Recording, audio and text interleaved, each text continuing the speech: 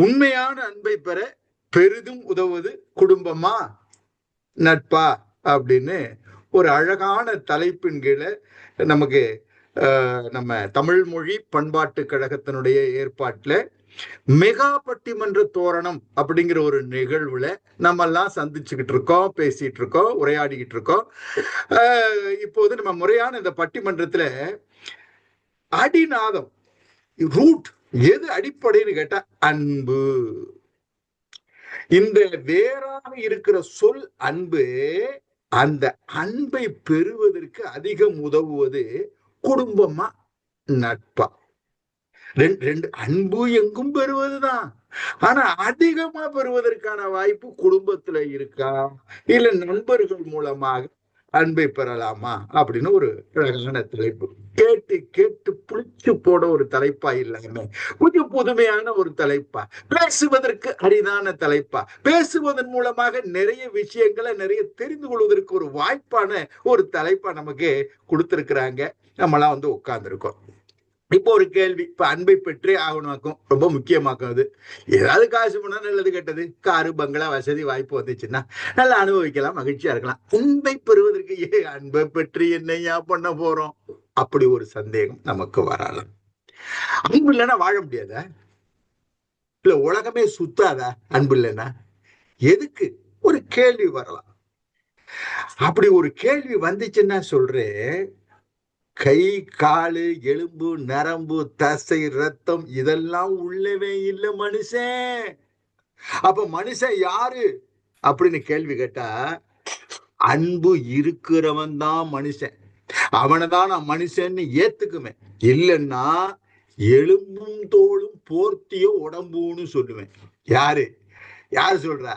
வள்ளுவன் சொல்றாரு, அன்பின் வழியது உயிர்நிலை, அகதிலார்க்கு என்பு தோல் போர்த்திய உடம்பு. மனுஷன் மாதிரி இருப்பான், மனுஷன் இல்லை.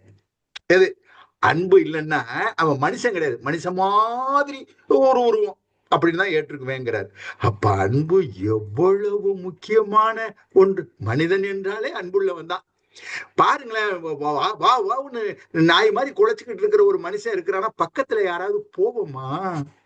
பயப்படுவோம்ல. ஒரு சிரிச்ச முகமா இருந்தா தானே போய் பேசுறதுக்கு எளிதா இருக்கும். ஈஸி கோயிங் பர்சன் சொல்லுவோம், எல்லாத்தையும் பழகிறது. அப்ப அன்பு என்பது அடிப்படை, மனிதனின் அடிப்படை. இப்ப கேட்கறாங்க, ஆண்டவனை எப்படி அடைவது? அது பூஜை செய்யலாம், அதை செய்யலாம், எதை செய்யலாம், மந்திரங்கள் சொல்லலாம்.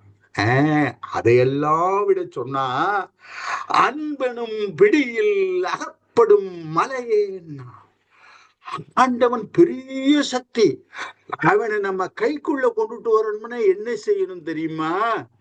என்ன செய்யணும்? அன்பு. அன்பிலதான் இறைவனே வந்து விழுறான்.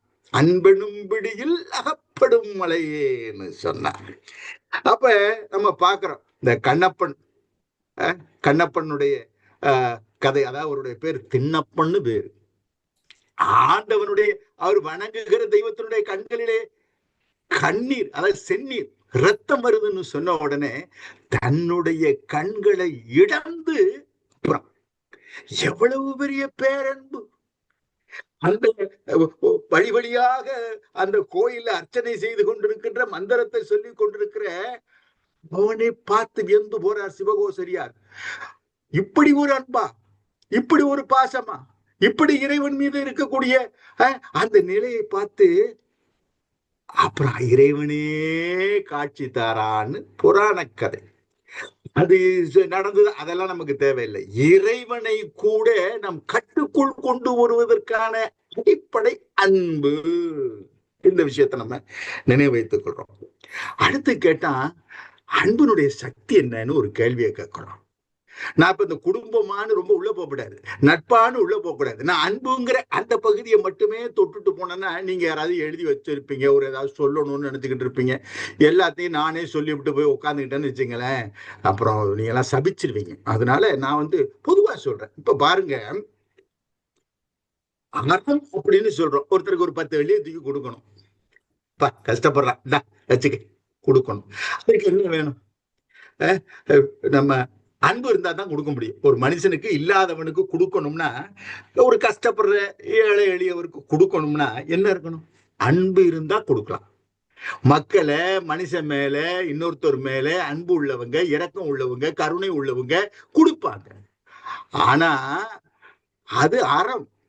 அறத்துக்கு மட்டும் அன்பா அப்படின்னு கேட்டா, அறத்துக்கு மட்டும் இல்ல அன்பு, மரத்திற்கும் அதுவே துணைனா. மரம்னா இந்த சின்ன ட்ரீயை நினைச்சுக்காதீங்க. மரம் என்பது வீரத்திற்கும் அன்பு துணை. வீரத்திற்கு அன்பு துணையா? என்ன அது குழப்பமா இருக்கே. ஆமா, இப்ப கோழி தன்னுடைய குஞ்சுகளோடு மேய்ஞ்சுக்கிட்டு இருக்கு. கற்பனை பண்ணி பாருங்க, குஞ்சுகளோடு மேய்ஞ்சுக்கிட்டு இருக்கு. அந்த நேரத்துல பெரிய வள்ளூர், வள்ளூருங்கிறது ஒரு கழுகு வருது, வந்து அந்த கோழி குஞ்ச தூக்க வருது. இந்த கோழி என்ன நினைக்கும்?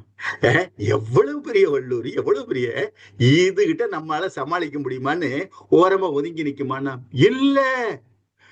எவ்வளவு பெரிய கழுகு, எவ்வளவு எடை, அதனுடைய சக்தி என்ன, பறக்கும் ஆற்றல் என்ன. ஆனா ஓடி போய் சண்டையிடுதான், கழுகிடம் சண்டையிடுது. என்னங்க அதுக்கு சக்தின்னா, தன் குஞ்சின் மேல் இருக்கிற அன்பு. அந்த அன்பு தான் தன்னை விட பெரிய சக்தியா இருந்தாலும் சரி சண்டையிடும். அப்ப அறத்திற்கு மட்டுமல்ல அன்பு, மரத்திற்கும் வீரத்திற்கும் கூட அது துணை நிற்கிறது. ரொம்ப அழகாக சொன்னான் வள்ளுவன். அதுதான் அதான் அறம் செய்ய விரும்பு அப்படின்னு ஏன் ஔவையார் சொன்னாங்கன்னா, விரும்பி அறத்தை செய்யணும். இப்ப சில நேரங்கள்ல வந்து கேட்கறாங்க, கௌரவத்துக்காக ரொம்ப வெளியே தூக்கி கொடுத்து போடுறோம்னா, ஐயோ ஐயோ காசே கைய விட்டு போனியே அப்படின்னு மனசுல வேதனைப்பட்டுக்கிட்டே கொடுக்கறவங்க இருப்பாங்கல்ல. அது இல்ல, அப்படியே மனசார நெகிழ்ந்து சந்தோஷமா பிறருக்கு கொடுக்கிற அந்த அந்த பண்பு எப்ப வளரும்னா அன்பு இருக்கணும். அப்ப அன்பு எவ்வளவு முக்கியம் பார்த்தீங்களா? பாருங்க. அப்புறம் மரத்திற்கு சொன்னோம், வீரத்திற்கு அன்பு துணைன்னு சொல்லிட்டோம். இப்ப பாருங்க, இப்ப மத்திய கிழக்கு நாடுகள்ல போர் நடந்துச்சு, மக்கள் ரொம்ப துன்பம். சிங்கப்பூர்ல இருந்து கூட நம்ம உதவிகள் செஞ்சோம். இந்த வெள்ளமா இருக்கட்டும், உலகத்தினுடைய ஒரு பகுதியில ஏதாவது ஒரு சிக்கல், ஒரு பிரச்சனை, ஒரு வேதனை என்று சொன்னால் இன்னொரு பகுதியில் இருப்பவர்கள் ஓடி வந்து உதவி செய்கிறார்கள் என்று சொன்னால் அதற்கு அடிப்படை அன்பு. நம்ம பார்க்கிறோம். சரி, இப்ப நம்ம காரைக்கால் அம்மையாரு ஒரு புராணம் பார்க்கிறேன். அதுல ஆண்டவன் தோன்றி கேட்கிறான், உனக்கு என்னமா வேணும் தரேன், வேணுங்கிறத எடுத்துக்க. இரவாத இன்ப அன்பு வேண்டி பின் வேண்டுகின்றால் பிறவாமை வேண்டும், பிறப்புண்டேல் உன்னை மறவாமை வேண்டும். இறைவா, உன்னுடைய அன்பு எனக்கு பூரணமா கிடைக்கும். ஆண்டவனை வேண்டுகிறவர்கள் கூட அன்பைத்தான் பிரதானமாக வைத்திருக்கிறார்கள். நம்ம பார்க்கிறோம் எவ்வளவு சக்தி வாய்ந்ததுன்னு பார்க்கிறோம். பாருங்க, அழகான ஒரு பாடல், அன்பினுடைய சக்தி. பச்சை கிளிகள் தோளோடு பாட்டு குயிலோ மணியோடு பூலோகம் மானத்தின் எல்லை, பூமிக்கு கண்ணீர் சொந்தம் இல்லை, சின்னஞ்சீரு கூட்டுக்குள்ளே சொர்க்கம் இருக்கு, சின்ன சின்ன அன்பில் தானே ஜீவன் இன்னும் இருக்கு, பட்டாம்பூச்சி கூட்டத்திற்கு பட்டா எதுக்கு, இந்த பாசம் மட்டும் போதும் கண்ணே, காசு பணம் என்னத்துக்கு, பச்சை கிளிகள் தோளோடு பாட்டு குயிலோ மணியோடு என்று பாடுகிற அந்த பாடல்ல ஒரு வரி சொல்வார், என் காது வரைக்கும் கம்பளி போற்றும் கருணை ஆனந்தம். அந்த அந்த மகிழ்ச்சி எங்க ஏற்படுதுன்னா, ஒருத்தர் நம்ம மேல அன்பு வைத்திருக்கிறாங்க அப்படின்னு சொல்லும் போது, நம்ம யாருக்குமே பிடிக்காதவனா நான் வாழ்ந்துகிட்டு இருக்கேன் அப்படின்னு நினைச்சு பார்க்கும்போது எத்தனை வேதனை. எல்லாராலும் நான் விருப்பப்படுகிறவன், என்னை எல்லோரும் நேசிக்கிறார்கள், நான் எல்லாருக்கும் பிடிச்சவன், என்ன சந்தோஷமா இருக்கு, கேட்க எவ்வளவு மகிழ்ச்சியா இருக்கு. அன்பு. அதனாலதான் சொன்னா, இப்ப நம்ம நேர தலைப்புக்குள்ள வர்றோம்.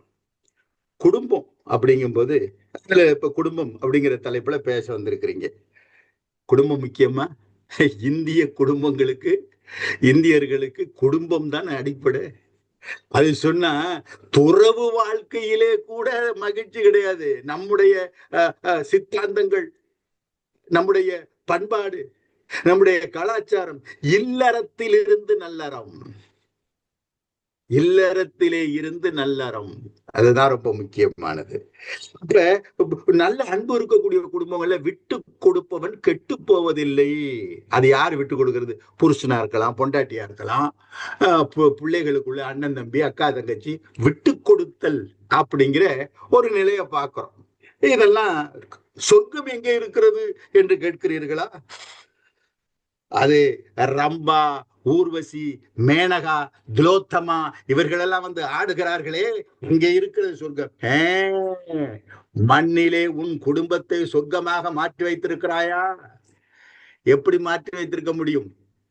அன்பான குடும்பம், அன்பிலே வளர்கிற குடும்பம், அன்பிலே ஆதரிக்கிற குடும்பம், அப்படிப்பட்ட குடும்பம் அந்த அன்புக்கு அடிப்படையா இருக்க ஒரு கேள்வி கேட்டிருக்கோம். அடுத்ததா இப்ப நம்ம பாக்குறோம் நட்பு அப்படின்னு பார்க்கும்போது, நட்பை பத்தி சொல்லவா வேணும்?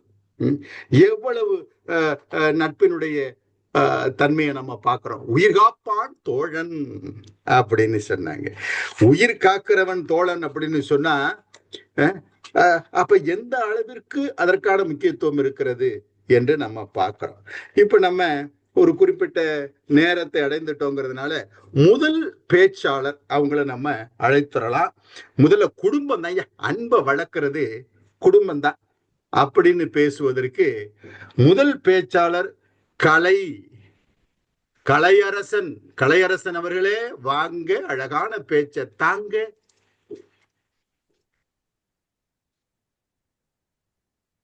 அன்பின் நடுவர் அவர்களுக்கு நான் பேசுறது கேக்குன்னு நினைக்கிறேன். ஆமா ஆமா, நல்லா கேக்குது. நல்லா கேக்குது. நன்றி நன்றி நடுவர் அவர்களே. முதல்ல நடுவர் அவர்களுக்கு என்னுடைய வணக்கம். இன்றைய பட்டிமன்ற தலைப்பு உண்மையான அன்பை நாம் பெற பெரிதும் உதவுவது. இதை வந்து நீங்க குறிச்சுக்கிற நடுவர் அவர்களே, பெரிதும் உதவுவது குடும்பமா நட்பா அப்படிங்கிறதுல பேசுறோம். இதுல எந்த சந்தேகமும் நமக்கு வரணுங்கிற தேவையும் இல்லை, அவசியமும் இல்லை. ஏன்னா பல்வேறு சூழல்களில் பல்வேறு மட்டங்களில் நமக்கு உண்மையான அன்பு எங்கிருந்து கிடைக்குதுன்னா அது குடும்பத்திலேருந்து தான் கிடைக்கும். இப்ப நீங்க பேசும்போது கூட ஒரு முன்னுரையில கோழியை பத்தி சொன்னீங்க. கோழி வந்து ஒரு ஆபத்து வரும்போது தன் குஞ்சுகளை அப்படியே பாதுகாக்குதுன்னு சொன்னீங்க. இந்த கோழி வந்து தன்னுடைய நண்பரோட குஞ்சுகளை என்னைக்காவது பாதுகாத்திருக்கா? இல்ல பாதுகாக்க முடியாது. இல்லை அது மாதிரி எந்த விலங்காவது அதோடைய தோழமையோட குட்டிகளை பாதுகாக்கிறதுக்கு போராடி இருக்கா? பாதுகாக்காது. ஏன்னா அன்புங்கிறது அனைத்து உயிர்களிடத்திலும் குடும்பத்திலிருந்து, அந்த குடும்ப உறவுகளிலிருந்து தான் தொடங்குங்கிறதுக்கான ஒரு முக்கியமான ஒரு வாதத்தை நான் அதை வைக்கிறேன். இப்ப எதிரணி நண்பர்கள் வந்து நல்ல தமிழோடு வருவார்கள்னு எனக்கு தெரியும். அதிலெல்லாம் தகவலோடு வருகிறார்களா என்று நீங்கள் ஆராய்ச்சி செய்யணும். தமிழோடு வருகிறார்கள், ஆனால் தகவலோடு வருகிறார்களா? அப்படி ஒரு கேள்வி வச்சிருக்கீங்க. கேள்வி வைக்கிறேன். இப்ப நான் இந்த அன்பு நமக்கு எங்கேருந்து கிடைக்குங்கிறதுக்கு நான் கொஞ்சம் தலைகீழ கீழேருந்து போறேன். இப்ப அன்பை நம்ம யாராருக்கு கொடுக்க விரும்புறோங்கிறத நம்ம முதல்ல எடுத்துக்கணும். இப்ப நம்ம குடும்பத்துல நம்ம குழந்தைகளுக்கு கொடுப்போமா, நம்ம நண்பருடைய குழந்தைகளுக்கு கொடுப்போமா, நம்மளுடைய பெற்றோருக்கு கொடுப்போமா, நண்பரோட பெற்றோருக்கு கொடுப்போமா, நம்முடைய நண்பருக்கு கொடுப்போமா, நம்ம இணையருக்கு கொடுப்போமா அப்படின்னு பார்த்தா நிச்சயமா நம்முடைய குழந்தைகளுக்கு, நம்மளுடைய பெற்றோர்களுக்கு, நம்முடைய இணையருக்கு இது மாதிரிதான் நம்ம அன்பை கொடுப்போம். இப்போ நம்ம எங்கேருந்து அன்பை கொடுக்குறோமோ அங்கேருந்து தான் நமக்கும் அன்பு அதிகமாக கிடைக்கும் அப்படிங்கிறது யதார்த்தமான உண்மை. இப்போ எதிரணி நண்பர்கள் உட்பட, என்னுடைய அணி நண்பர்கள் உட்பட எல்லாருமே வெவ்வேறு வயதுகளில், நீங்கள் உட்பட எல்லாரும் வெவ்வேறு வயதுகளில் இருக்கிறோம். இப்போ வெவ்வேறு வயதுகளில் நம்ம குழந்தை பருவத்திலையும், பள்ளி பருவத்திலையும், கல்லூரி பருவத்திலையும் வெவ்வேறு மட்டங்களில் நம்மளுக்கு நண்பர்கள் கிடைத்திருப்பார்கள் இல்லையா? நண்பர்கள் இல்லாமல் வாழ்க்கையில் கிடைத்திருப்பார்கள். அப்படி கிடைத்த நண்பர்கள் எத்தனை பேர் இன்றளவுக்கும் நம்மளோடு நட்போடு இருக்கிறார்கள், தொடர்பில் இருக்கிறார்கள் என்று பார்த்தால் பெரிய கேள்விக்குறிதான் இருக்கும். உங்களுடைய குழந்தை பருவத்தில் இருந்தவர்கள் இப்போது நட்போடு இருக்கிறார்களா, தொடர்பில் இருக்கிறார்களா? இல்லை தானே, இருக்க வாய்ப்பில்லை தானே.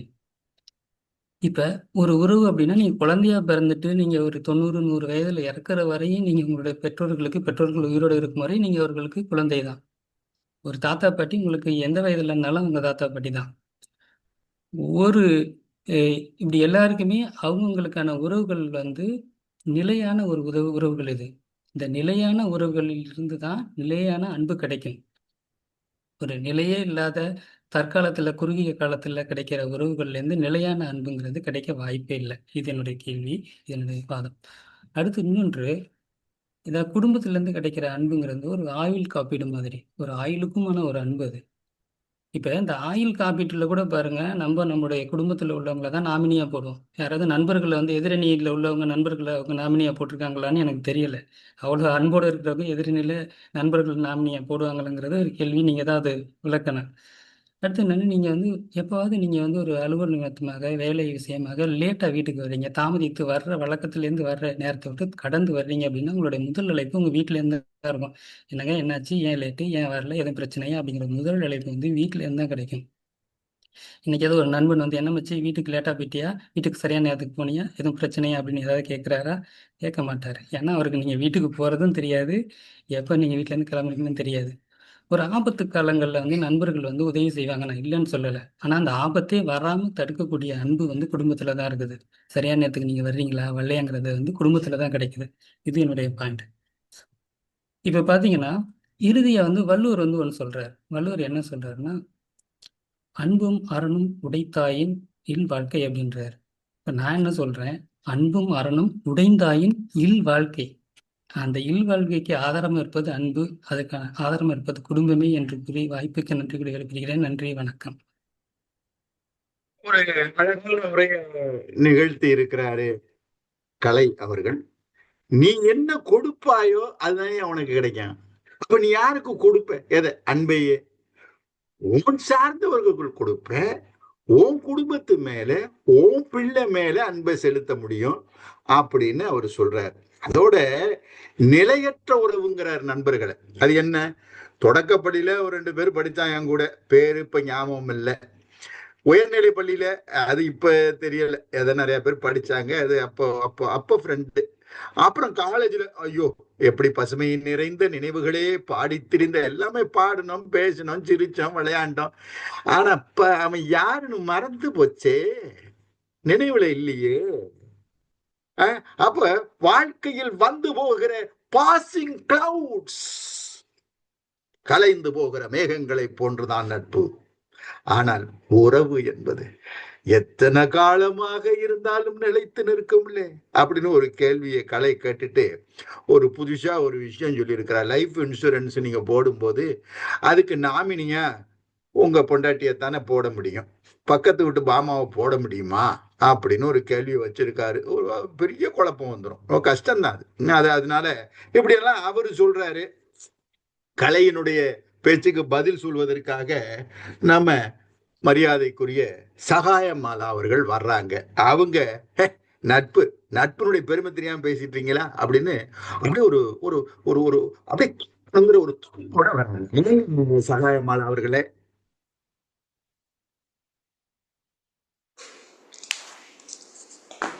வானாகி வளர்ந்து வளமாகி செழித்து வலுவாகி துணிந்து வரமாக வந்த என் தாய் தமிழை வணங்கி, நடுவர் அவர்களுக்கும் இரு அணியினருக்கும் மற்றும் அவையோர் அனைவருக்கும் என் முத்தான முத்தமிழ் வணக்கத்தை தெரிவித்துக் கொள்கின்றேன்.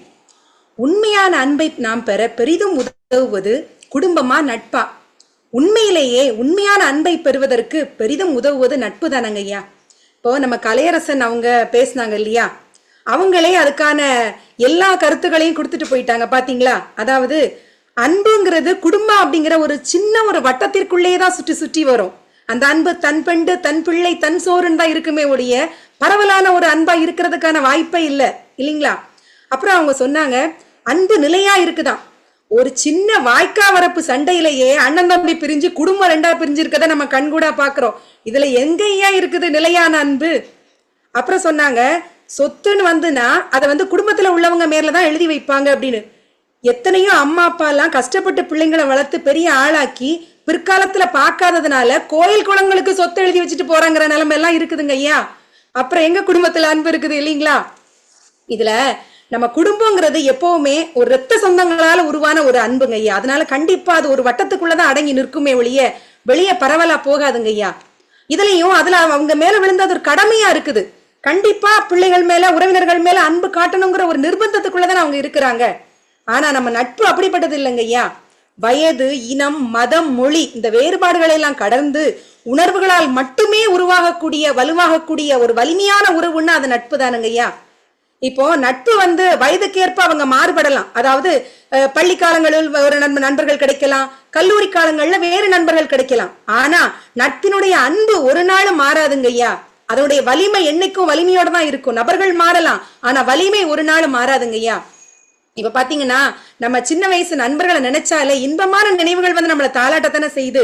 எத்தனையோ வருடத்துக்கு பிறகு நம்ம நண்பர்களை பார்க்கும் பொழுது அந்த பழகால நினைவுகள் எல்லாம் நம்மளை எவ்வளவு மகிழ்ச்சி படுத்துது. இப்ப நான் எல்லாம் பள்ளிக்கூடத்துல படிக்கும் போது காக்கா கடி கடிச்சு தின்பண்டங்களை மட்டுமல்ல, என்னுடைய நண்பர்கள் என் கூட அன்பையும் சேர்ந்து பகிர்ந்து கொண்டாங்க. இப்ப நான் மதிய உணவு பள்ளியை கொண்டு போகலன்னு வச்சுக்கோங்களேன், எந்த ஒரு எதிர்பார்ப்பும் இல்லாம தன்னுடைய உணவை எனக்கு தந்த மகிழ்றவங்க தான் என் நண்பர்கள். எனக்கு மட்டுமல்லங்க ஐயா, இங்க இருக்கக்கூடியவங்க எல்லாருக்குமே இப்படிப்பட்ட நட்புகள் இருந்ததை ஒரு நாளும் மறக்க முடியாது இல்லையா? ஏன் இப்போது கூட உறவுகளை புரிந்து இந்த வெளிநாடுகள்ல வாழ்றோமே, நமக்கு இந்த நண்பர்கள் தானே அன்பு கரம் விரித்து ஆதரவு காட்டி வருகிறார்கள். ஆக நட்பு தானே உண்மையான எந்த ஒரு எதிர்பார்ப்பும் இல்லாத அன்பை நமக்கு வாரி வழங்குகிறது. ஐயா, குடும்ப உறவுகள் எல்லாம் உறவு அடிப்படையில என்னதான் அன்பை காண்பித்தாலும் அதுல சுயநலமும் எதிர்பார்ப்பும் சற்று அதிகமாகவே இருக்கிறது அப்படிங்கறத நம்மால மறுக்க முடியுமா? ஏன் நம்ம குடும்பங்களை நடக்கிற விழாக்கள்ல கூட பாத்தீங்கன்னா கொடுக்கல் வாங்கல் மூலமா தானே ஏன் நடக்குது. ஒருவர் செய்ததற்கு குறைவாக மொய்ப்பணம் எழுதிட்டாலோ இல்லைன்னா ஏதாவது குறைவா முறை செய்து விட்டாலோ உறவுகளுக்கிடையே விரிசல் எல்லாமா விடுகிறது. இதில் நாம் வசதியாக வாழும் போது அன்பை காட்டின ஒரு சில உறவுகள் கூட வறுமை வந்தவுடனே நம்மை விட்டு விலகி ஓடுவது நமக்கு வலியைத்தானே தருகிறதுங்க ஐயா. ஆக குடும்ப உறவுகள் உண்மையான அன்பைத்தான் தருகிறது அப்படிங்கிறத நம்ம உறுதியா கூற முடியுமா? இதத்தான் ஔவையார் சொல்றாரு, அற்ற குளத்தின் அருநீர் பறவை போல் உற்றுளி தீர்வார் உறவல்லர் அப்படின்னு மூதுரையில அழகா சொல்லி இருக்கிறாங்க. ஆனா நமக்கு அப்படி ஒரு கடினமான சூழ்நிலை வந்தால் கூட நம்மை விட்டு பிரியாம அன்பு காட்டி உதவுபவர்கள் நண்பர்கள் என்றால் உண்மையான அன்பை நாம் பெற பெரிதும் உதவுவது நட்பு தானங்க ஐயா. இந்த காலத்துல மட்டுமல்ல, சங்க காலத்துல கூட இப்படிப்பட்ட நட்புகள் ஏராளமாக இருந்திருக்கிறாங்க. பாரி கபிலன் நட்பு பார்வோற்று நட்பு அல்லவா? அதாவது தன் நண்பன் பாரி இறந்த பிறகும் கூட அவரது மகள்களான அங்கவை சங்கவையை தன் மகள்களாக பாதுகாத்து அவர்களுக்கு திருமணம் செய்து வைக்க அரும்பாடுபட்டவர் கபிலர் என்றால், ஒரு நண்பன் இறந்த பிறகும் கூட அவனது குடும்பத்தையும் தன் குடும்பமாக பார்க்கின்ற உன்னதமான அன்பு நட்பில் உள்ளது என்பதை நம்மால் மறுக்க முடியுமா? இறுதியாக ஒரே ஒரு கருத்தை சொல்லி என்னுடைய வாதத்தை நிறைவு செய்கிற நடுவர் அவர்களே, இன்றைய இயந்திரத்தனமான உலகத்திலே நாம் குடும்ப உறவுகளோடு எல்லா காலமும் சேர்ந்து வாழ்ந்துவிட முடியாது ஐயா. உறவுகளை பிரிந்து வாழும் ஒவ்வொருவருக்கும், ஏன் உறவுகளே இல்லாமல் அன்பிற்காக ஏங்கும் அனாதைகளுக்கும் கூட உண்மையான அன்பை பெற பெரிதும் உதவக்கூடியது ஒன்று உண்டு என்றால் அது நட்பு மட்டுமே. தேவைக்காக வருபவர்கள் உறவுகள், தேவைப்படும் போதெல்லாம் வருபவர்களே நண்பர்கள். அன்பே உருவான நட்பு வாடாப்பூ, இந்த உலகத்தில் இருக்கும் வரை எவரும் அனாதை இல்லை என்று கூறி உண்மையான அன்பை நாம் பெற பெரிதும் உதவுவது நட்பே நட்பே என்று கூறி அவையமர்கின்றேன். நன்றி, வணக்கம். ஒரு அழகான உரையினை நமக்கு கொடுத்திருக்கிறார்கள் சகாயமாலா அவர்கள். தன்பெண்டு தன் பிள்ளை சோறு வீடு சம்பாத்தியம் இவையுண்டு தானுண்டென்போன் சின்னதொரு கடுகு போல உள்ளம் கொண்டோன் தெருவார்க்கும் பயனற்ற சிறிய வீணன்னு ஒரு பாரதிதாசன் எழுதி என்ன சொன்னாருன்னு கேட்டா, நான் என் வீடு இருக்கு, என் வாசம் இருக்கு, அவர் ரொம்ப நல்லவருங்க. எப்படி? அவரு உண்டு, அவரு வேலை உண்டுன்னு இருப்பாரு, அப்ப ரொம்ப நல்லவரு அப்படின்னு சொல்றதா இல்லைங்க. இன்னொருத்தன் பிரச்சனைய தான் பிரச்சனையா நினைச்சு ஓடி ஓடி உதவி செய்வான் அப்படிங்கிறது பெருமைக்குரியதா அப்படின்னு ஒரு கேள்வியை கேட்டு, நட்பு என்பது பறந்து விரிந்த ஒரு உலகத்தை நமக்கு அறிமுகப்படுத்துகிறது. பாராடா உன் மானிட பிறப்பை மானுட சமுத்திரம் நான் என்று கூவுங்கிறான். உலகமே நம்முடையது அப்படிங்கிற ஒரு எண்ணம் நட்பிலே விரிகிறது. அப்புறம் அவங்க சொன்னாங்க, ஒரு கண்டிஷனல் லவ். குடும்பம்ங்கிறது என் பிள்ளை வேற வழி இல்லை, நான் என் சொத்தை சேர்த்து வச்சுட்டு போறேன், அது வேறு. ஆனா யாரோ ஒருவர் அப்படிங்கிற அந்த நிலையிலான அன்பு இருக்கிறதே அது உயர்ந்ததுன்னு போடுறாங்க. பாடல்ல கேட்கிறோம்ல, நண்பன் போட்ட சோறு தினமும் தின்னேன் பாரு, நட்பை கூட கற்பை போல எண்ணுவே. அந்த மாதிரியான ஒரு அன்பை அவங்க சொல்றாங்க. அடுத்து பகுத்துண்டு வெள்ளையுருவம் முதல்னு சொன்னானே, அது அந்த நண்பர்களுக்குள்ள அந்த சின்ன வயசுல அந்த கல்கோனா மிட்டாய அப்படியே துணியில வச்சு கடிச்சு அதுல பாதி நீ பாதி நான் பாதின்னு சாப்பிட்டோமே, அது யாரோ ஒருத்தன் பக்கத்து டேபிள்ல உட்கார்ந்தவன், என் கூட உட்கார்ந்தவன் யாரோ, அந்த யாரோட பங்கு போட்ட அந்த அருமையான காலங்கள் எல்லாம் சகாயமாலா அவர்களுடைய கண்ணிலே நிழலாடுகிறது. அதை இங்க ரொம்ப அழகா சொன்னாங்க. அது சொல்றாங்க அருமையா ஒண்ணு. அது வசதி வாய்ப்பு வரும்போது சொந்தக்காரங்க வருவாங்க. அற்ற குளத்து அருநீர் பறவை போல் உற்றுழித்தீர்வார் உறவல்லர் அக்குளத்தில் கொட்டியும் ஆம்பலும் நெய்தலும் போலவே ஒட்டி உறவார் உறவென்ற அருமையான ஒரு பாடலையும் எடுத்து ரொம்ப சிறப்பா பேசியிருக்கிறாங்க. இப்ப நம்ம ஒரு தூக்கி பிடிச்சிட்டாங்க. நம்ம நட்பு எவ்வளவு பெருசு தெரியுமா ஐயா அப்படின்னு சொல்லியிருக்காங்க. நல்லாவே இருக்கு. ஆனா இப்ப நம்ம அப்படியே ஒத்துக்க முடியுமா? மகேந்திரனை கூப்பிட்டு கேட்கணும் இல்ல, அவர் உள்ள கூப்பிட்டா தானே அவரு பக்கத்து விஷயத்தை சொல்லுவாரு. அவர் துடிக்கிறார், அப்படியே வாயெல்லாம் அப்படியே ஒரு அந்த மனசுக்குள்ள ஏதாவது பதில் சொல்லணுமே அப்படிங்கிற ஒரு துடிப்பை பாக்குற அவர்கிட்ட. வாங்க மகேந்திரன், நீங்க என்ன ஒத்துக்கிறீங்களா? என்ன நல்லா சொல்லியிருக்காங்களே விஷயம்லாம், அதுக்காக அதை அப்படியே ஒத்துக்கிறீங்களா இல்ல எது சொல்ல போறீங்களா? வணக்கம் நடுவர் அவர்களே. வணக்கம் வணக்கம். கண்டிப்பா மறுப்பு தான் தெரிவிக்க போறேன். ஆ, காண மயிலாட கண்டிருந்த வான்கோழி தானும் தன் பொல்லா சிறகை விரித்து ஆடினால் போல நானும் என் வார்த்தை சிறகை விரித்து பறக்க வந்திருக்கிறேன். சகாய மாதா அவங்க சொன்னாங்க, குடும்பம் பிரிவது, குடும்பம் எல்லாம் பிரியுது சொத்து தகராறால அப்படின்னு. இந்த குடும்பம் தான் குடும்பம்னா இனிப்பு காரம் கசப்பு எல்லாமே இருக்கும். ஆனா இதுக்குள்ள ஒரு மரபு இருக்குது. உனக்கு ஏதாவது நம்ம வீட்டில் ஏதாவது ஒரு நிகழ்ச்சி நடக்குதுன்னா அண்ணன் தம்பி தான் முன்னாடி நிற்பான். பழசெல்லாம் மறந்து நம்மளுக்கு முன்னாடி நின்று அந்த நிகழ்ச்சியை முடிக்கிற வரைக்கும் நம்ம கூட ஒன்றா நின்று உணவு பரிமாறுறது. அது மட்டும் இல்லாமல் எவ்வளோ கஷ்டம் இருந்தாலும் நின்று தாங்கி பிடிக்கிறது நம்மளோட உறவுகள் மட்டும்தான். இது மட்டும் இல்லாமல் நட்பின் அன்புன்னு சொன்னாங்க. நட்பின் அன்பு ரொம்ப புனிதமானது மாதிரி சொன்னாங்க. இப்போ நம்மளுக்கு தீய பழக்கம் யார்கிட்ட இருந்து வருதுன்னு பார்த்தோம்னா இந்த நட்புல இருந்து தான் வருது. ஒரு ஒரு நண்பர்கிட்ட போனோம்னா இப்போ இந்த மது பழக்கம்லாம் வர்றது எப்படின்னா, டேய் ஒரு சிப்பு தானே குடிச்சு பாரு எப்படி இருக்குது, இப்படிதான் அந்த தீய பழக்கம் ஆரம்பிக்கும். அப்படியா? இந்த தீய பழக்கம் எவ்வளவு தூரம் போகணும்னா உன்னை ஒரு அடிமையா மாத்தி உன்னோட குடும்ப சூழலையே தாக்குற அளவுக்கு இருக்கும். ஸோ இதுதான் நட்பின் அன்பு நம்மளுக்கு செய்யறது. அப்புறம் உணவு பகிர்றது அப்படின்னு சொன்னாங்க. உணவு பகிர்றதுன்னா எத்தனை நாளைக்கு இந்த நட்பு உங்களுக்கு உணர்வு பகிரும்? ஒரு வீட்டில் அப்பா ரொம்ப நான் அவங்க கூட உற்றார் உறவினர் குடும்ப உறுப்பினர்கள் சந்தோஷமா இருக்கணும், ஆனந்தமா இருக்கணும்ட்டு தன்னை தன்னை வருத்தி சிலுவையில் அரைகிற மாதிரி அவர் வேலை செஞ்சு அவர் இந்த உழைப்பால எல்லாருக்கும் எல்லாரும் கொடுப்பார். ஆனா இந்த இந்த இந்த மாதிரி ஒரு நிகழ்ச்சியை நண்பர் கண்டிப்பா உங்களுக்கு செய்வாரா? செய்ய மாட்டார். அண்ணன் ஒரு குடும்பத்துல ஒரு அண்ணன் படிச்சுட்டாருன்னா அந்த அண்ணன் அடுத்து இருக்கிற குடும்ப உறுப்பினர்களை எப்படி முன்னேற்றுவாரு? இந்த அன்பு குடும்பத்தில் இருக்கிற அன்பு இல்லாம இருந்தா, டேய் நீங்க எங்கேயாவது போய் படிச்சுங்க அப்படின்ட்டு அவரும் கிளம்பி எங்கேயாவது போயிடுவார். அது மட்டும் இல்லாம நம்ம மனைவியை பத்தி சொல்றதுக்கு நான் ஒரு குறுந்தொகை பாடலை சொல்றேன். யாயும் ஞாயும் யாராகியரோ எந்தையும் தந்தையும் எம்முறை கேளீர் செம்புல பயனீர் போல அன்புடை நெஞ்சம் தாங்கள் தானவோ. இதுக்கு என்ன சொல்றாங்கன்னா, நீ யாரு, உன் தாயும் என் தாயும் என் தந்தையும் என்ன உறவு, ஆனால் எப்படி இணைந்தோம் செம்மண் நிலத்தில் பெய்த மழைநீர் போல அன்பு நிறைந்த எங்கள் இதயம் கலந்து விட்டனவே. இந்த இதயம் கலந்து விட்டதனால தான் ஒரு பெரிய குடும்பமும் அந்த குடும்பத்தில் இருக்கிற உறவுகளும் நம்மளை தாங்கி பிடிக்குது. இது மாதிரி ஒரு இலக்கணத்தை நம்ம நட்புக்கு சொல்ல முடியுமா அப்படின்னு நான் எதிரணியை கேட்குறேன். அது மட்டும் இல்லாமல் திருக்குறள்ல 4 அதிகாரம், அநேகமா 5 அதிகாரம் கொடுத்திருக்கிறார். கூடா நட்பு, தீ நட்பு, நட்பாராய்தல், நட்பு அப்படின்னு 5 அதிகாரம் கொடுத்திருக்காரு. இதுல 4 அதிகாரம் போலியான நட்பை பத்தி நம்ம ஆராயறதுக்கு தான் நிறைய குறள் இருக்கு திருக்குறள். ஆனா சுற்றம் தாழார்னு ஒரு குடும்பத்தை பத்தி சொல்றதுக்காக ஒரு அதிகாரம் இருக்குது. அதுல என்ன சொல்றாருன்னா, பற்றற்ற கண்ணும் பழமை பாராட்டுதலும் சுற்றத்தார் கண்ணே உல. இதுக்கு என்ன அர்த்தம்னா, ஒருவன் எல்லா சொத்தையும் இழந்து விட்டாலும் குடும்பம் அவனை கைவிடாமல் அவனுக்கு இறுதி வரை அன்பு காட்டும். இந்த அன்பு வந்து எந்த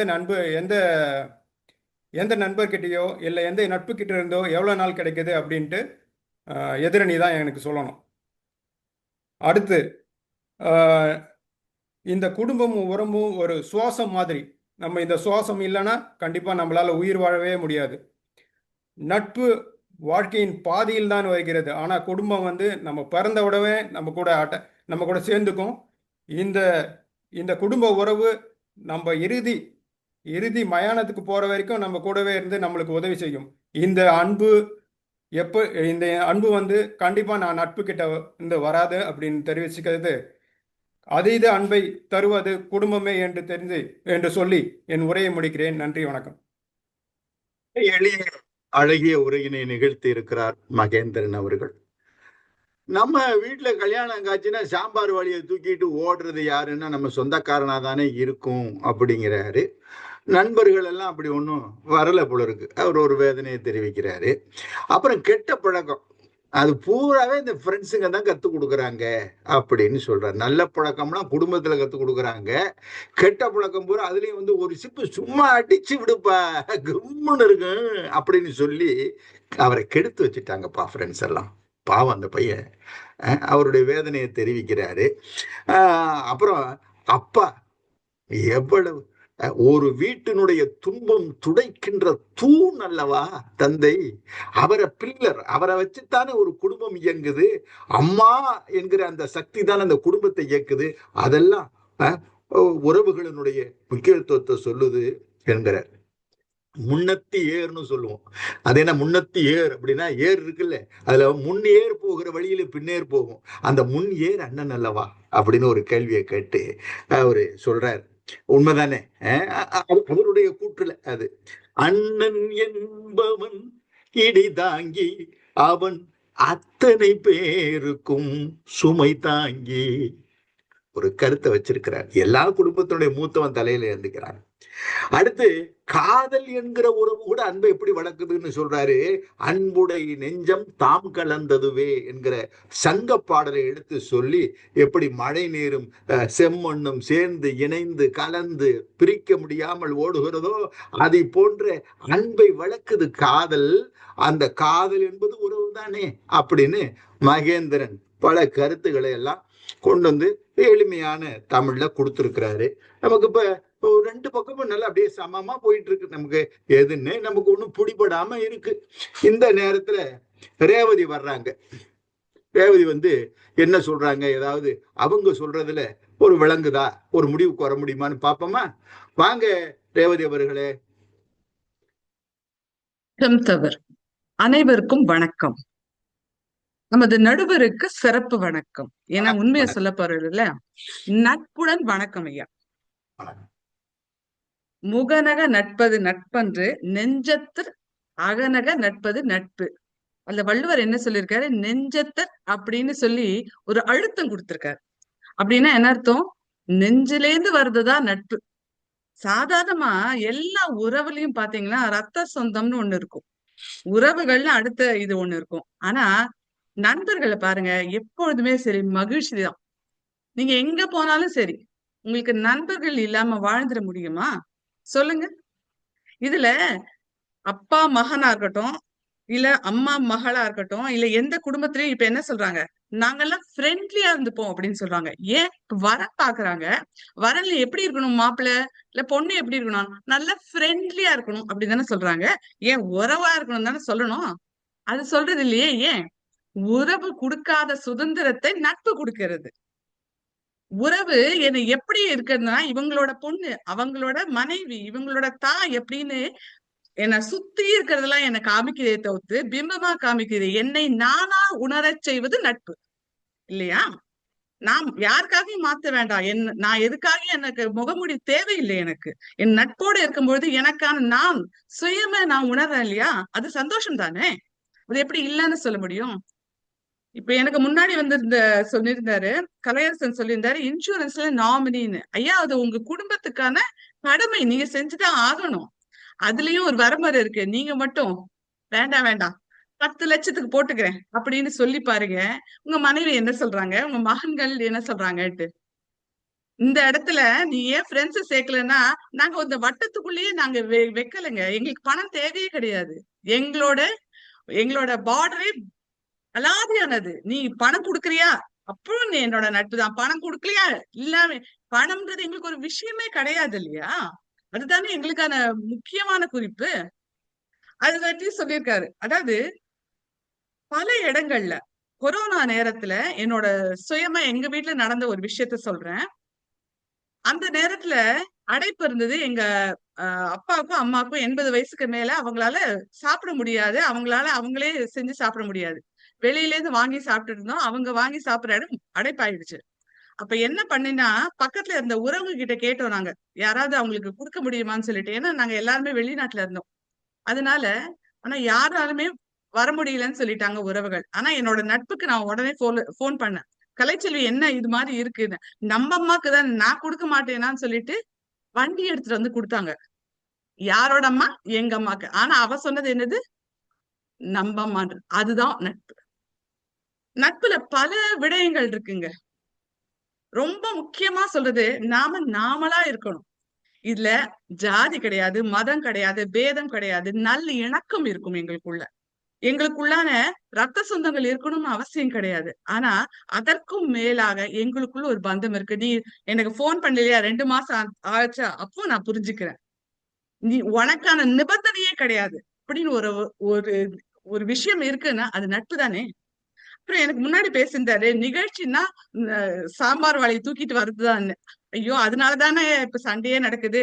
யார் எவ்வளவு சீர் கொடுக்குறாங்க, உறவுக்காரங்க வரனாலே பிபி ஏறுது எல்லாருக்கும். தோழிகளும் நண்பர்களும் ஒரு வீட்டுக்கு கூப்பிட்டு பாருங்க. அப்ப பாருங்க, நம்ம உடம்புக்குள்ள ஆக்சிடோசின் அப்படின்னு சொல்லிட்டு ஒரு அமிலம் சுரக்குதா. அது ரொம்ப நம்மள சந்தோஷத்தை கொடுக்குது அப்படின்னு அறிவியல் சொல்லியிருக்கு. அதை தாண்டி நீங்க எல்லாம் சண்டையே போட்டுக்கலாம்னு சொல்றீங்க அண்ணன் தம்பி எல்லாம். அப்படியா இருக்கு நிஜமா? குடும்ப சட்ட நீதிமன்றம்னு ஒண்ணு இருக்கு. அப்படின்னா என்னன்னு கொஞ்சம் எதிரணியை கொஞ்சம் கேட்டு சொல்லுங்கய்யா. அவங்க என்னமோ சொல்லியிருக்காங்க, அந்த மாதிரி சண்டையே நடக்கிறது இல்லையா, பாசமாவே இருக்காங்க அப்படின்ட்டு. அந்த மாதிரி எல்லாம் இல்லையா. இப்ப மட்டும் இல்லையா, எப்பொழுதுமே இருக்கும். வேலு நாச்சியார் ஹைதர் அலி காலத்திலிருந்து அந்த நட்புக்குன்னு தனியாக ஒரு முத்திரை உண்டு. அதுல மொழி பார்ப்பதில்லை, அது ஜாதி பார்ப்பதில்லை, எதுவுமே பார்ப்பதில்லை. அதனால நாமே சுதந்திரமாக இருக்கிறதுக்கு நட்பே முக்கியம். உண்மையான அன்பு எங்க கிடைக்கும்? நாம் சுதந்திரமா இருந்தா மட்டுமே கிடைக்கும் அப்படின்னு சொல்லிட்டு, உண்மையான அன்பை நாம் பெற பெரிதும் உதவுவது நட்பே. நட்பே. நன்றி ஐயா. கொடுத்திருக்கிறாங்க. நட்பன்று நெஞ்சத்து அந்த ஒரு வார்த்தையை அவங்க அடிக்கோடிடுறாங்க. அந்த இதயபூர்வமான உணர்வுபூர்வமான அன்பு நட்புல கிடைக்குது அப்படின்னு சொல்லியிருக்காங்க.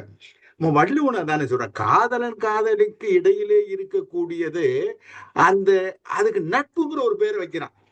இப்பயே நம்ம புருஷன் முண்டாட்டி நட்புன்னு சொன்னா ஏற்றுக்கொள்வார்கள். ஆனா அன்றைக்கு சொன்னா உடம்போடு உயிரிடையென்ன மற்றென்ன மடந்தையோடு எம்மிடை நட்புன்னா, நானும் எனக்கும் அவளுக்கும் இருக்கின்ற நட்பு இருக்கிறதே அது உடம்புக்கும் உயிருக்குமான தொடர்பு அப்படிங்கிற வார்த்தையெல்லாம் வள்ளுவன் போடுறான். ரொம்ப அழகா சொன்னாங்க. இந்த சின்ன வயசுல என் ஜாதி இல்லை, மதம் இல்லை, அந்த நோ டிஸ்கிரிமினேஷன் பிட்வீன், அந்த எந்த வகையிலையும் பணங்காசு பங்களா கார் என்ன இருக்குன்னு தெரியாது. அந்த நட்பு எவ்வளவு நல்லா இருக்கு. வரவில்லாமல் செலவுகள் செய்து மகிழ்ந்திருந்தோமே, வாழ்க்கை துன்பம் அறிந்திடாமல் வாழ்ந்து வந்தோமே நாங்கள், பசுமை நிறைந்த நினைவுகளே பாடி பறந்த, இப்படி அந்த காலங்களை அப்படியே அழைச்சிட்டு போறாங்க.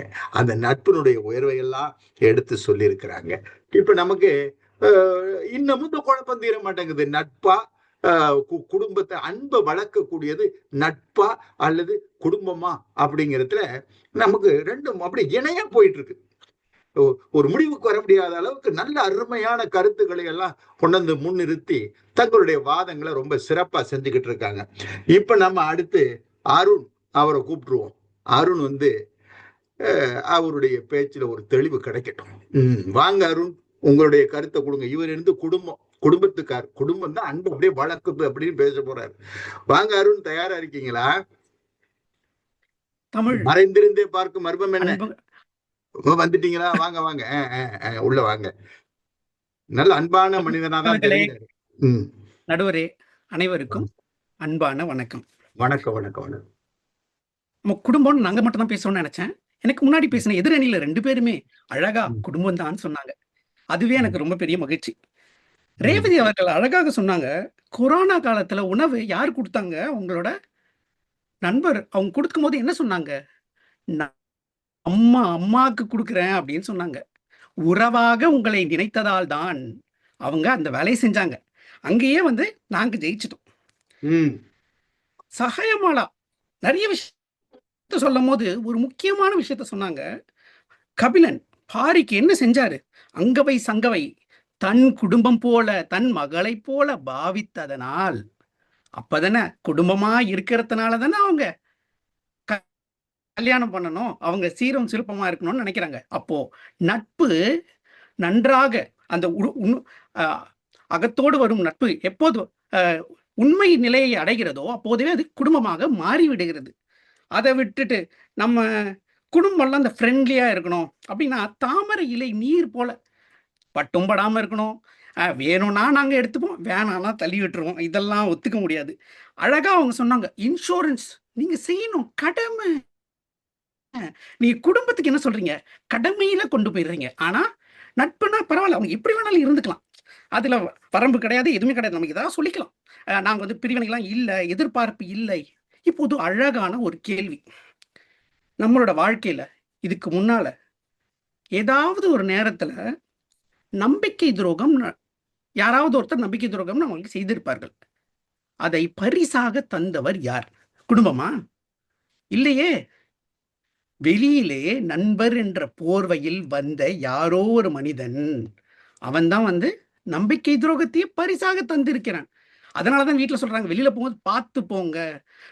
என்ன நம்மளுக்கு ஒரு சின்ன குழப்பம், 2 இடத்துலயும் உண்மையான அன்பு இருக்கத்தான் செய்யுது.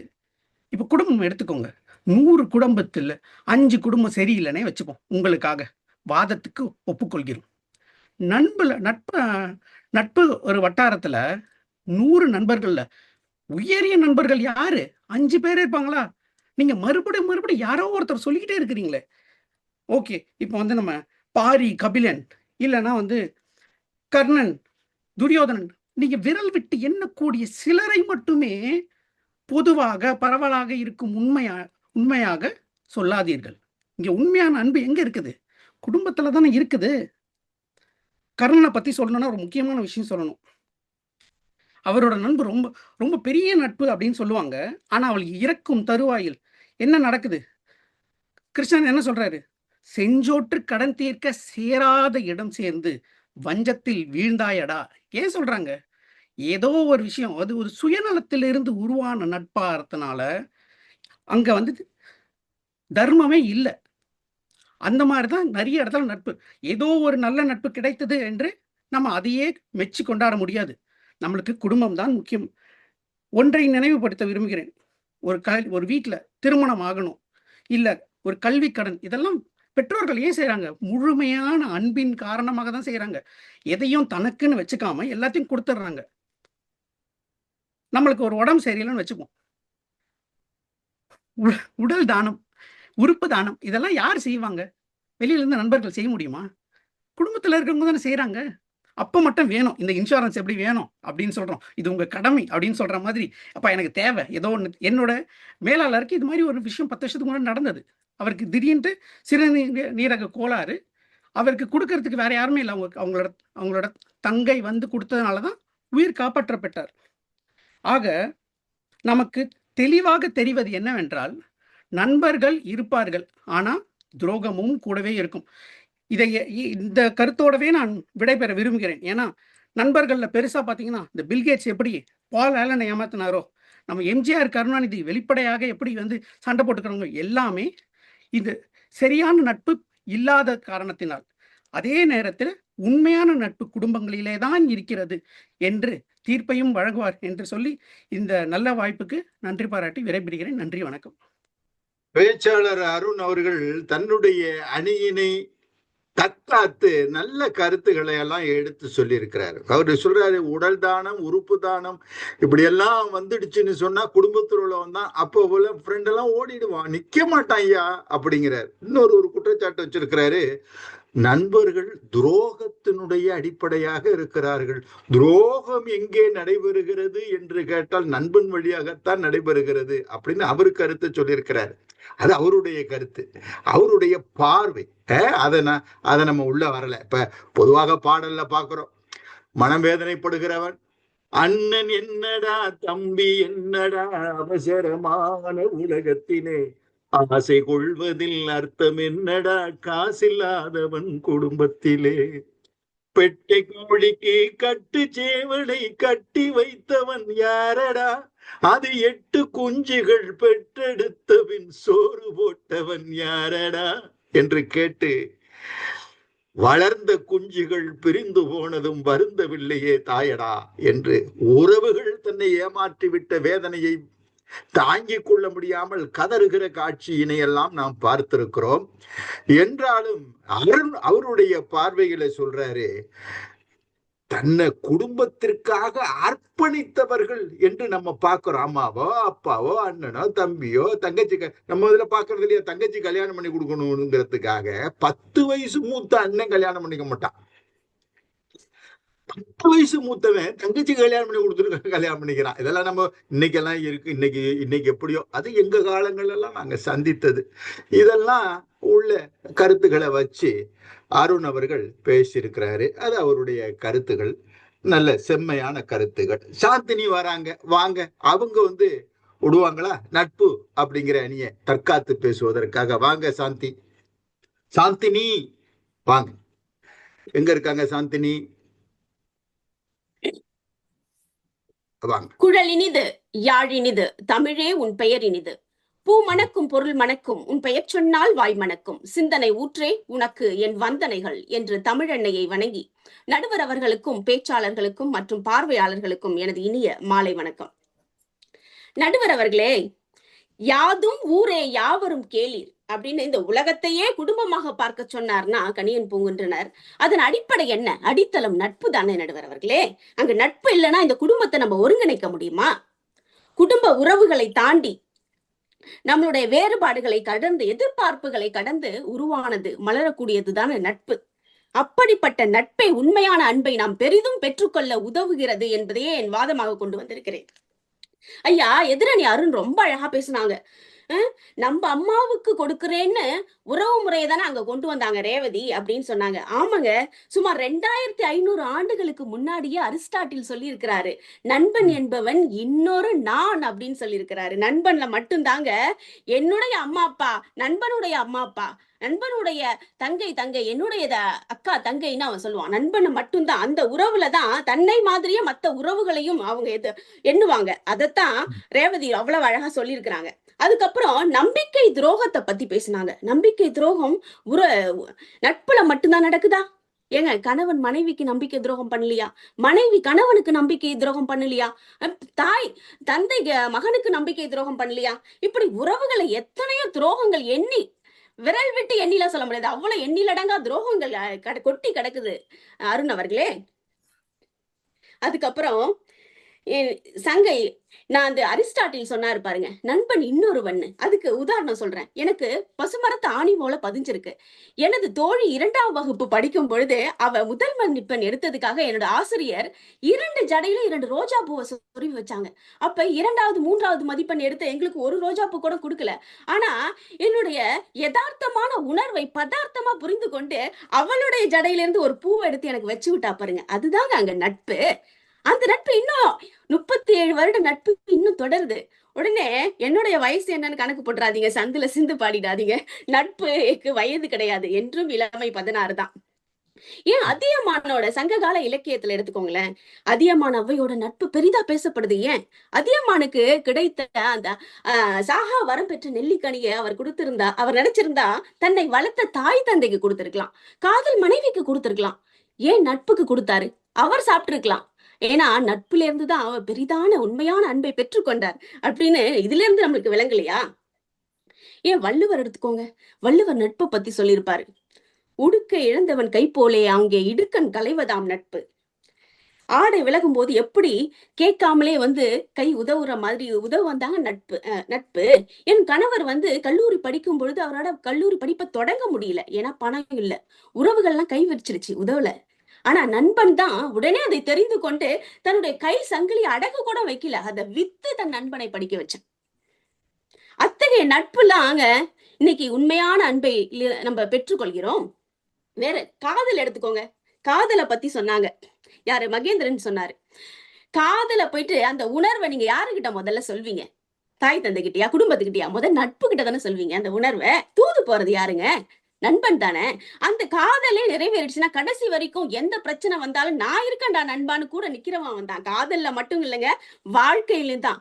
டேய் ஒழுங்கா படிச்சு பாஸ் பண்ணு, பரீட்சையில தோத்து போயிட்டா பொண்ணுங்களுக்கு கல்யாணம், நம்ம தோத்து போயிட்டா வாழ்க்கையே காலாவதின்னு சொல்றவன் அவன் தாங்க. படிச்சு நல்ல வேலைக்கு போடா, பணம் சம்பாரிச்சாதான்டா நம்மளுக்கு வீட்டுல மதிப்பு, இல்லைன்னா வீட்டுல கிடக்குற மிதியடி விரிப்புன்னு பஞ்சா பேசி பக்குவப்படுத்துறதும் அவன் தான். இப்போ வேலை இல்லைன்னா அவனை தண்டசோறுன்னு சொல்லுவாங்க வீட்டுல, ஆனா நண்பர்கள் மத்தியில தாங்க அவன் விஐபி, எந்த பாகுபாடுமே அவனுக்கு கிடையாது. அப்படிப்பட்ட நட்புங்க அது. இறுதியாக சொல்றேன், வீட்டுல கிடைக்கிற உறவு இருக்கு பாருங்க, வீட்டுல கிடைக்கிற அன்பு உரிமையினாலும் அதிகாரத்தினாலும் தான் நம்மளுக்கு கிடைக்கும். ஆனா நட்புல கிடைக்கிற அன்பு மட்டும்தாங்க நம்பிக்கையினால கிடைக்கும். அந்த ஒரு அன்பு தான் உண்மையான அன்பை, நட்பு தான் உண்மையான அன்பை நாம் பெரிதும் பெற்றுக்கொள்ள உதவுகிறது. நட்பே நட்பே என்று கூறி நல்லதொரு வாய்ப்பிற்கு நன்றி பாராட்டி விடைபெறுகிறேன். நன்றி, வணக்கம்.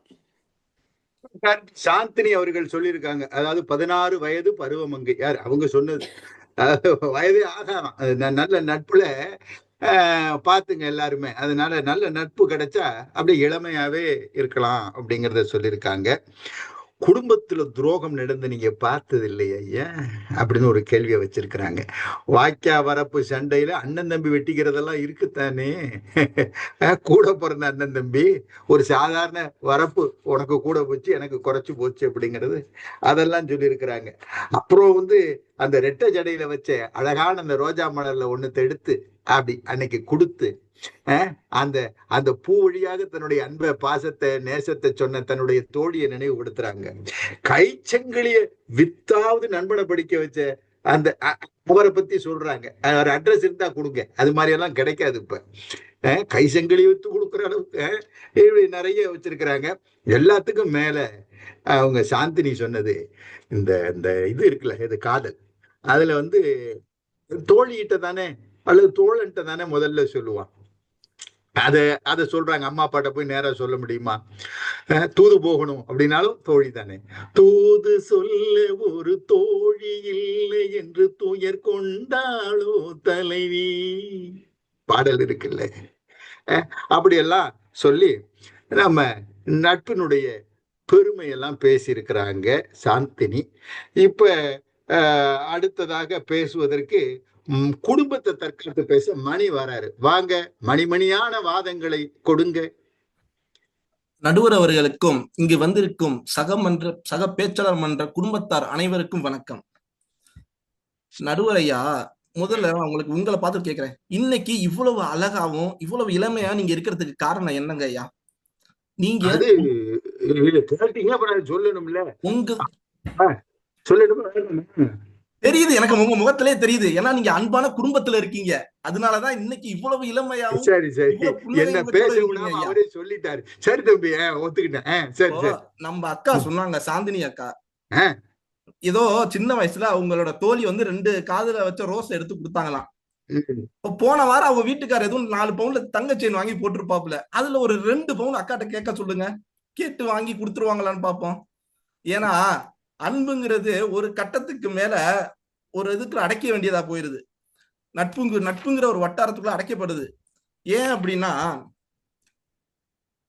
ஒரு பொறுப்பு அவங்களுக்கு வந்துடும். ஒரு பொறுப்பு வந்துட்டா அப்படின்னாலே அவங்க விலகி போயிடுவாங்க. அதனாலதான் குடும்பம் அப்படிப்பட்டது கிடையாது ஐயா.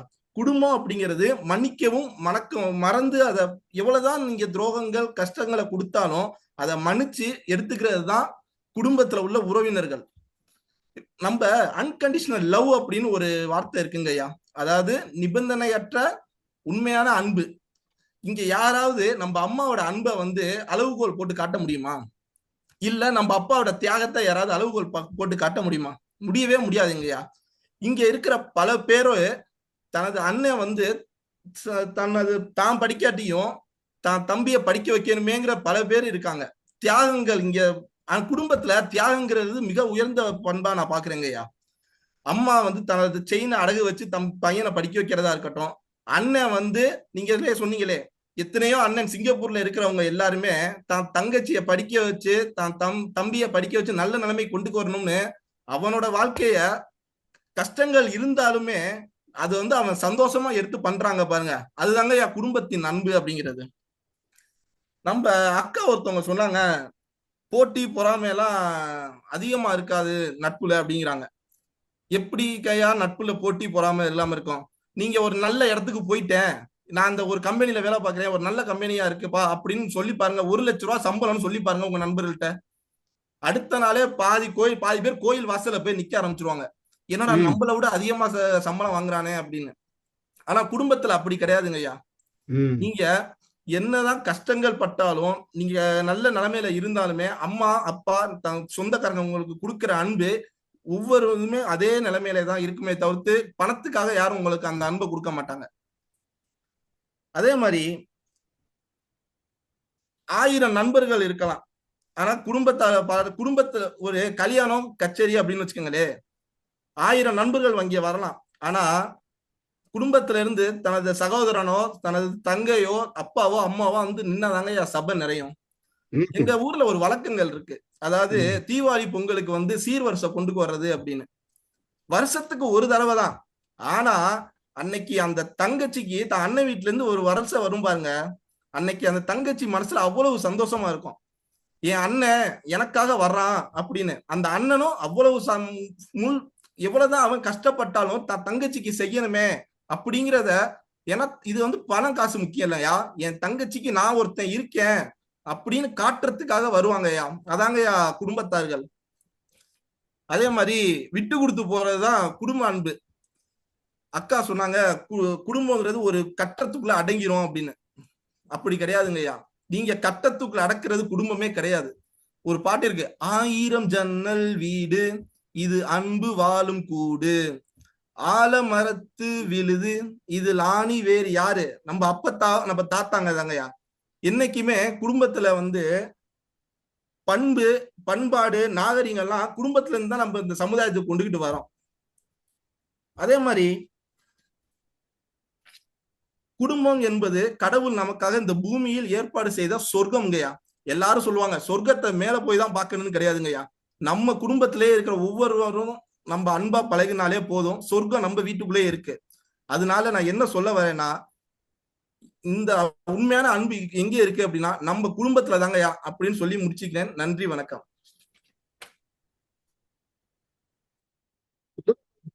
எடுத்து சொல்லியிருக்கிறாரு மணி அவர்கள், மணிகண்டன் அவருடைய முழு பெயர், ரைட்.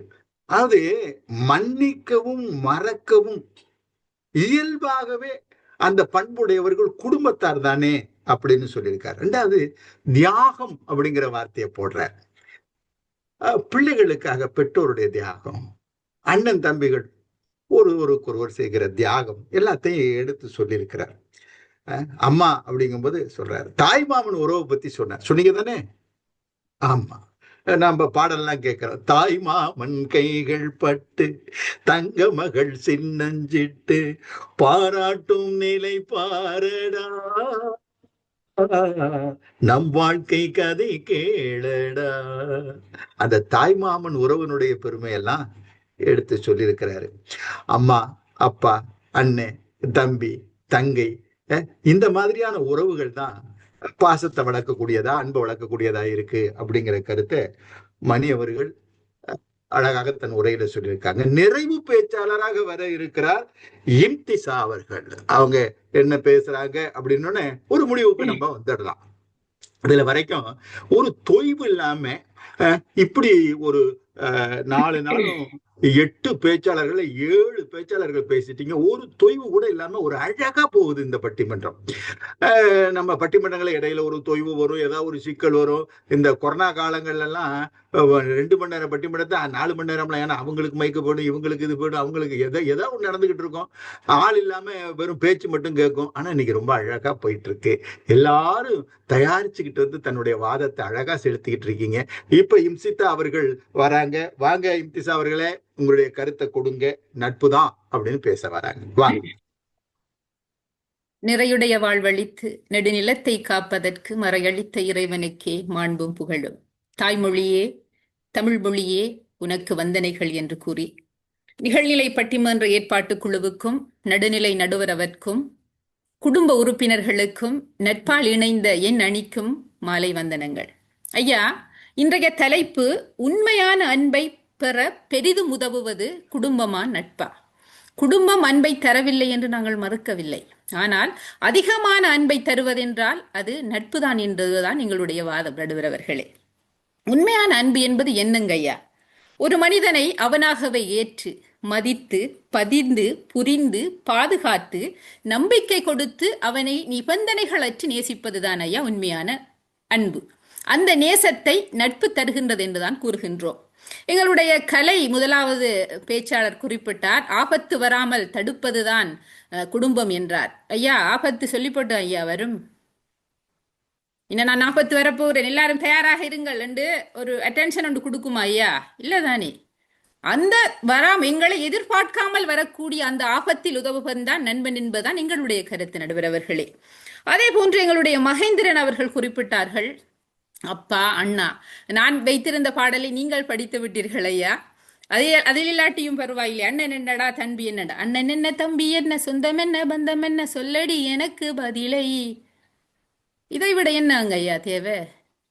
அதே போன்று எங்களுடைய மூன்றாவது பேச்சாளராக இருக்கக்கூடிய அருண் அவர்கள், நீங்கள் வரலாற்றில் தான் எல்லாத்தையும் பார்க்கலாம் என்று கூறினார். நடுவர் அவர்களே, நான் இவருக்கு சமீப காலத்து ஒரு உதாரணத்தை கூற விரும்புகின்றேன். கிறிஸ்டியானோ ரொனால்டோ எனக்கூடிய கால்பந்து விளையாட்டு வீரன் இன்று சிகரம் தொட்டிருக்கின்றான் அல்லவா? அவன் இந்த நிலைக்கு வானளாவ உயர்வதற்கு முதல் காரணம் அவனுடைய நண்பன் அவனுக்கு விட்டு கொடுத்த அந்த சந்தர்ப்பம், அந்த தியாகம். அதனால் தான் இன்று அவன் வானளாவ உயர்ந்திருக்கின்றான். நடுவர் அவர்களே, இதைவிட ஒரு சிறப்பான நட்புக்கு நாங்கள் உதாரணத்தை கூற முடியுமா? அதே போன்று மணி அவர்கள் குறிப்பிட்டிருந்தார்கள் சீர்வரிசை என்று. தங்கச்சிக்கு சீர்வரிசை செய்வதோடு அண்ணன் பாக்கெட் காலியாகிரும் ஐயா. அதற்கு பிறகு அவன் உழைச்சு அவன் உருவாக்கி எடுக்கிறதுக்கு இடையில அவனுடைய தலைமுடி நரைத்து விடும். அப்படியான எதிர்பார்ப்புகளை கொண்டது குடும்பம் என்பதுதான் எங்களுடைய வாதம். அதே போன்று நடுவடவர்களே, எங்களுடைய அணியினர் அனைவரும் தங்களுடைய அனுபவங்களையும் வரலாற்று அனுபவங்களையும் கூறுகின்ற சந்தர்ப்பத்தில் என்னுடைய எதிர் அணிக்கும், ஏன் நடுவர் உங்களுடைய மனங்களில் கூட உங்களுடைய கண்களில் கூட அந்த உங்களது நட்பினுடைய சில நினைவுகள் நிழலாடிவிட்டு சென்றிருப்பதை எங்களால் உணர முடிகின்றது. நடுவர் அவர்களே, அதுதான் நட்பினுடைய பெருமை என்று நாங்கள் குறிப்பிடுகின்றோம். நடுவர் அவர்களே, செயற்கரிய யாவுள நட்பின் அதுபோல் வினைக்கரிய யாவுள காப்பு என்றான் வள்ளுவன்.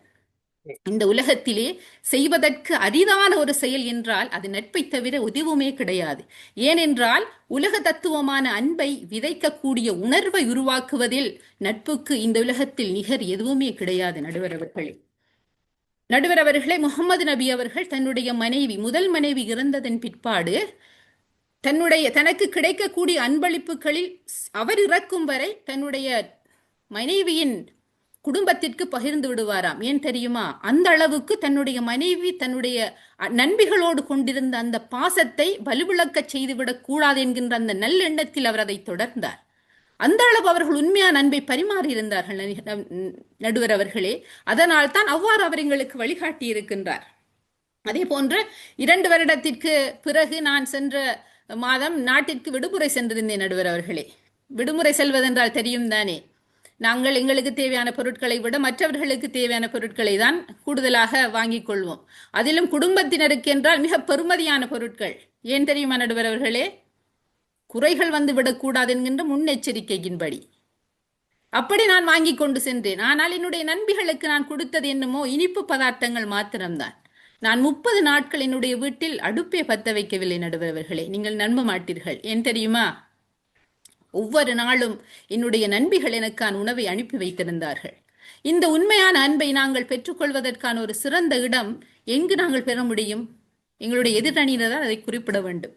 ஆகவே உண்மையான அன்பை பெறுவதற்கு அன்புக்குண்டோ அடைக்கும் தாள் என்று குறிப்பிடுவார்கள். அதுபோல நட்புக்கு எப்போதுமே அடைக்கக்கூடிய தாள் இல்லை, அது அன்பை கொடுத்து கொண்டே இருக்கும்.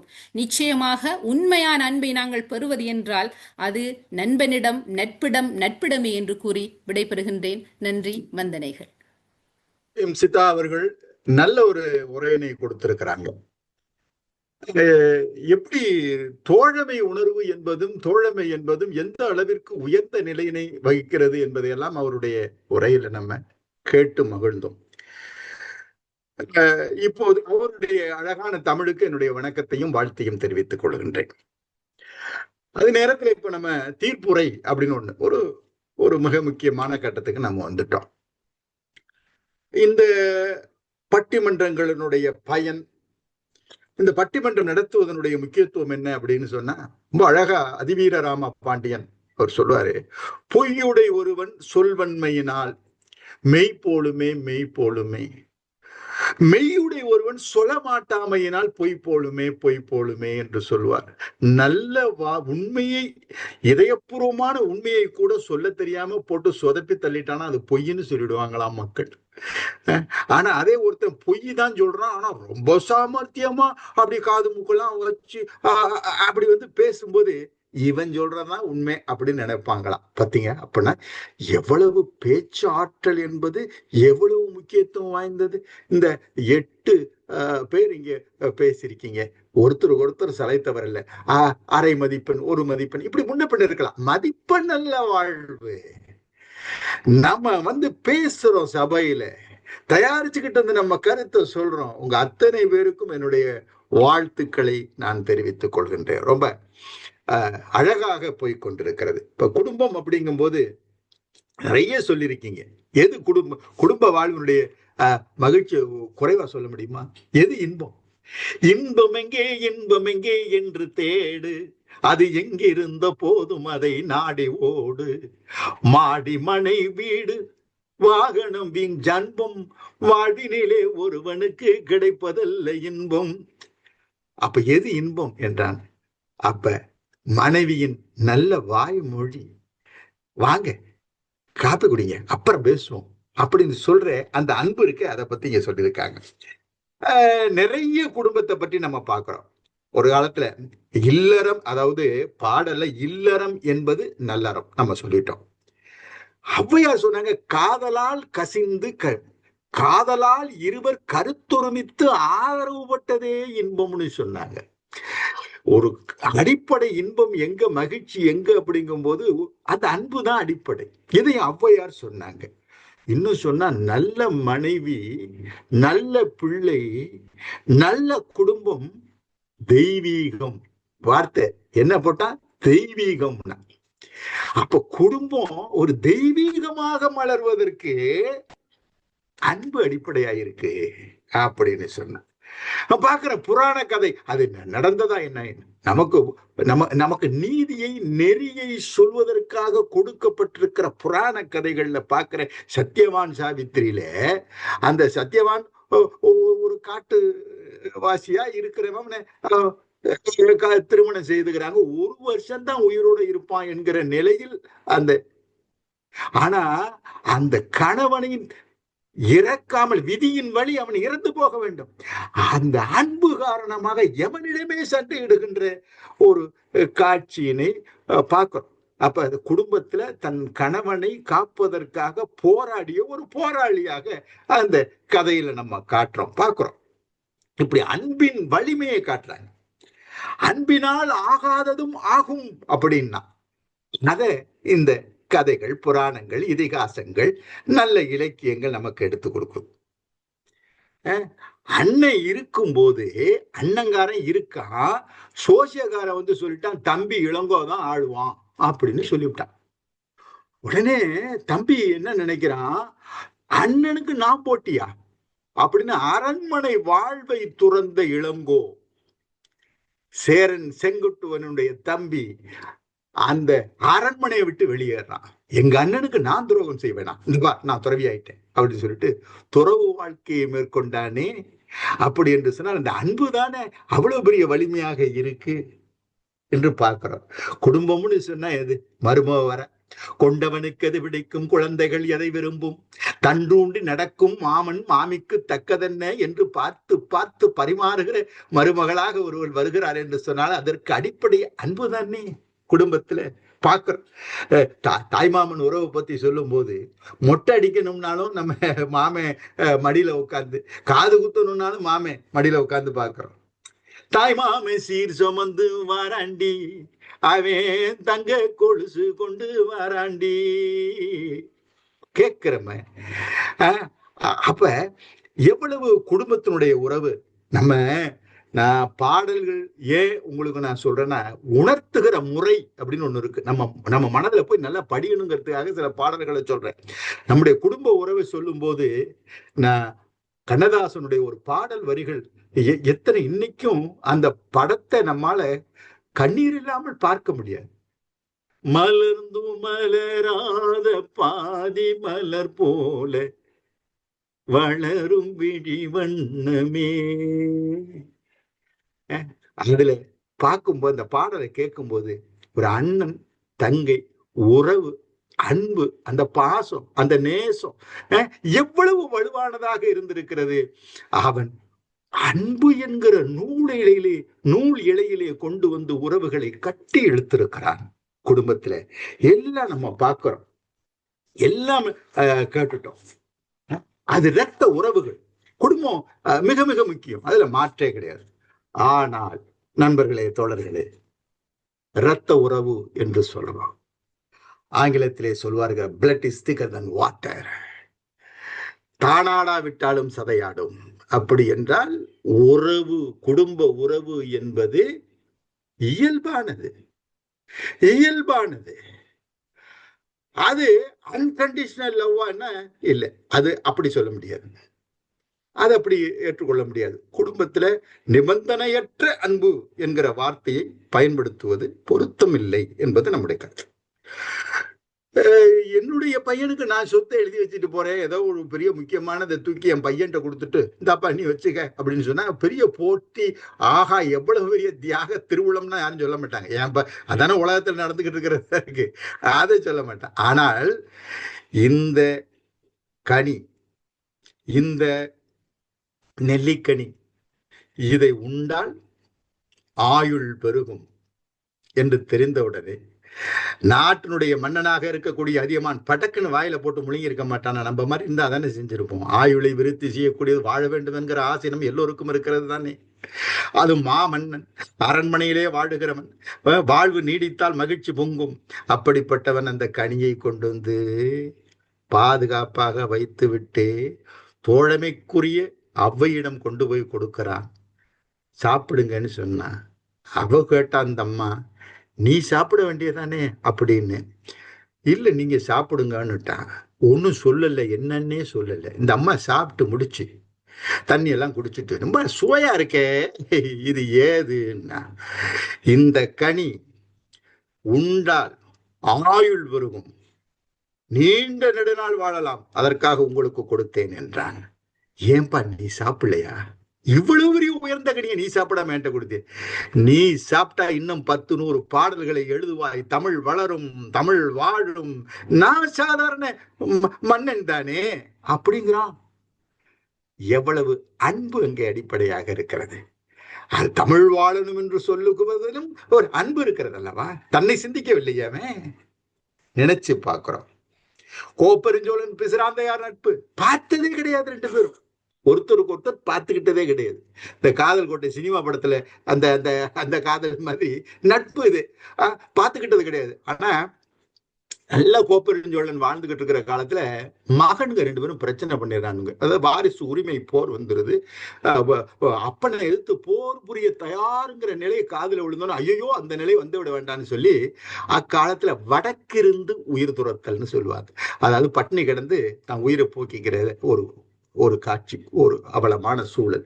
அந்த சூழ்நிலையில அவன் நான் என்னை புதைக்கிற இடப்ப பக்கத்துல இன்னொரு குழியை தோண்டி வை அப்படின்னா. எதுக்குன்னா, வருவான், என்னை தேடி வருவான் கேள்விப்பட்டு பிசிராந்தை என்கின்ற என் தோழன் பார்த்துக்கிட்டதே கிடையாது.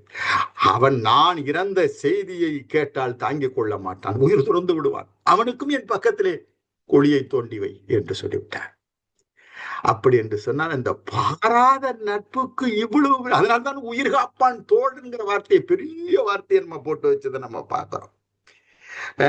மகாபாரதத்துல நண்பன் துரியோதனனுக்காக கர்ணன் என்ன செய்தான் அப்படின்னு நம்ம பார்க்கிறோம். அதாவது அந்த அந்த அந்த காட்சியில மிக முக்கியமானது அந்த வரி. நட்பினுடைய அடிப்படையே என்னன்னு கேட்டா,